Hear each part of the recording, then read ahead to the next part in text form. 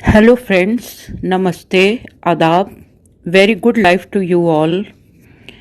मैं डॉक्टर कंचन गुप्ता अपने डेस्क पे आप सबका वेलकम करती हूँ, स्वागत करती हूँ। आज मेरा टॉपिक बहुत इम्पॉर्टेंट है, वो है वाटर रिटेंशन। ये वाटर रिटेंशन क्या है आप सुने। हमारे जिस्म के अंदर बॉडी पार्ट्स में, वाइटल ऑर्गन्स में पानी जमा हो जाता है। वो पानी क्या है? असल में हमारी पूरी बॉडी सेल्स से बनी है और collection of sales means tissue. हमारे उन सेल्स में बहुत कुछ है, न्यूक्लियस है, क्रोमोसोम्स है, एक प्रोटोप्लाज्म है, साइटोप्लाज्म है। तो वो जो साइटोप्लाज्म और प्रोटोप्लाज्म है उसमें जो लिक्विडिटी है वो बहुत बढ़ जाती है।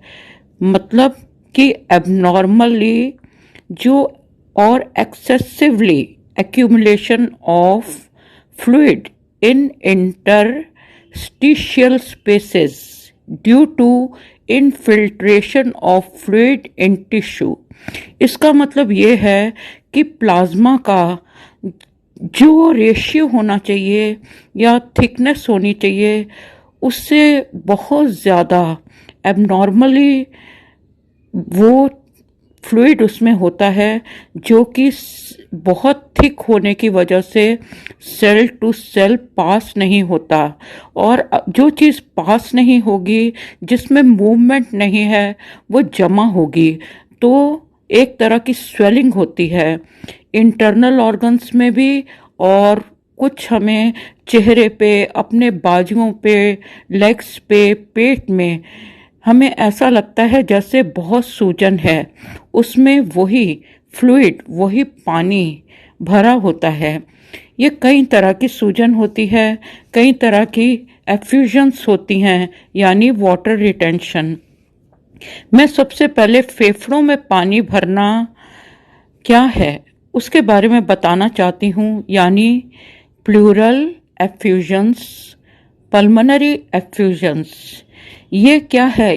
कहाँ पे फ्लूइड इकट्ठा होता है? अगर हमें लंग्स की प्रॉब्लम है, प्लूरिसिटी है, ये फ्लूइड या पस, ये प्लूरल स्पेसेस में जमा होता है। ये प्लूरल स्पेसेस क्या हैं? ये एरियाज हैं टिश्यू के लेयर के बीच के।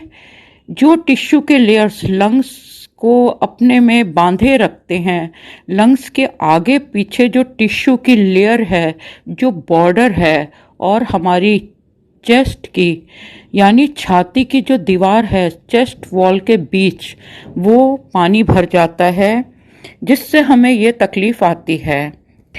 फ्लूइड इज इधर ट्रांसुलेट। इसका मतलब क्या है? इसका मतलब ये है कि दिल की बीमारियों से या दिल के श्रिंक होने से, सिरोसिस ऑफ हार्ट, ये जो है, ये जो अल्ट्रा फिल्ट्रेट्स ऑफ प्लाज्मा है, उसकी वजह से सारा सिस्टम इम्बैलेंस हो जाता है। और दूसरा टाइप है एक्सुडेट। ये एफ्यूजन किस तरह की होती है? ये produced by lung cancer, lung infection and pneumonia. अगर निमोनिया, लंग कैंसर या लंग इन्फेक्शन होती है तो एक्सुडेटेड फ्लूइड होता है। सिम्टम्स क्या हैं? Chest pain, difficult breathing, pleurisy, बहुत खांसी, ग्रेट कफ, बुखार आना, फीवर्स, तपिश बढ़ना, ताप, चिल्स, बहुत ठंड लगना, लॉस ऑफ एपेटाइट। एपेटाइट बिल्कुल ख़त्म हो जाती है, बिल्कुल भूख नहीं लगती, खाने को देख के मितली आती है, उल्टी आती है। और जो लंग्स हैं, हमारे जो फेफड़े हैं, उनको एक रिदम में फैलना है हवा भर के, और एक रिदम में हवा छोड़नी है, एकदम बैलून के फूलने और पिचकने की तरह, स्पॉन्ज की तरह। लेकिन ये रिदम खराब हो जाता है।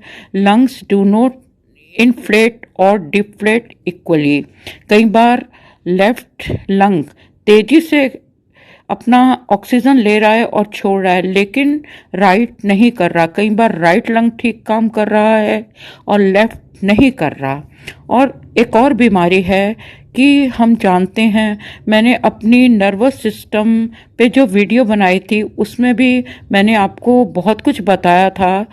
और ये भी मैंने एक वीडियो में बताया था कि हमारे खाने की नली में सीलियाज होते हैं, मीन्स छोटी छोटी आउटग्रोथ होती हैं जो ब्रूम जैसी होती हैं, झाड़ू जैसी होती हैं। जब हमारा खाना अंदर जाता है इंटेस्टाइन में तो वो उसे अनपचे हुए वेस्ट को झाड़ू की तरह बाहर करती हैं, वो सीलियाँ हैं। इसी तरह लंग्स में भी वो सीलियाँ होती हैं जो कि बेकार के वायरस को और बैक्टीरियाज के नुकसान देने वाले हमारे बॉडी में जो बैक्टीरिया लंग्स में पहुंचते हैं उन्हें वो सीलियाँ जो लंग्स में हैं, जो झाड़ू जो ब्रूम हैं, उन्हें बाहर निकालते हैं। लेकिन किसी वजह से, मीन्स स्मोकिंग की वजह से और इनहेरिटेड कॉजेज से, बहुत से कॉजेज से वो सीलिया जो हैं झाड़ू लंग्स से बैक्टीरियाज और वायरस को बाहर नहीं निकाल सकते, स्वीप आउट नहीं कर सकते, और हमें इस तरह की बीमारियां आती हैं। अब इसका तोड़ क्या है? इसका तोड़ बहुत आसान भी है अगर स्टार्टिंग स्टेज है। मैंने कुछ मेडिसिन, वैसे बहुत मेडिसिन्स हैं, लेकिन जो कुछ मेडिसिन आपको फ़ायदा बहुत देंगी, सबसे पहले मैं एपोसियानम को चूज़ करूँगी। एपोसियानम कहीं भी बॉडी में, टिश्यू में अगर वाटर रिटेंशन होगी तो उस बेकार के पानी को वो बॉडी से निकाल देगा, एपोसियानम। नेक्स्ट है आर्सेनिक, आर्सेनिकम एल्बम।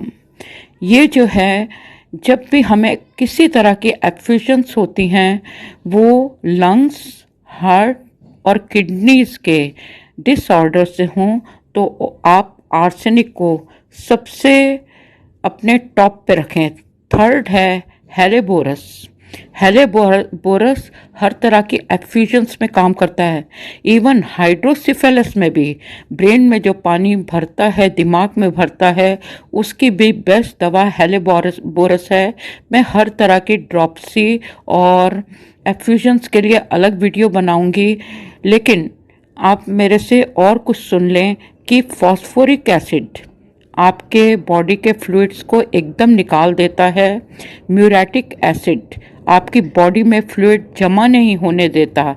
ये आप कुछ मेडिसिन अपनी लिस्ट में रखें। मैं उम्मीद करती हूँ कि आपको मेरी ये वीडियो पसंद आई होगी। अगर पसंद आई है तो ज़्यादा से ज़्यादा शेयर करें, सब्सक्राइब करें, जिससे मेरा हौसला बढ़े और मैं बहुत और नई वीडियोस आपके सामने लाके पेश करूं। Thank you for watching, thank you for listening, thank you.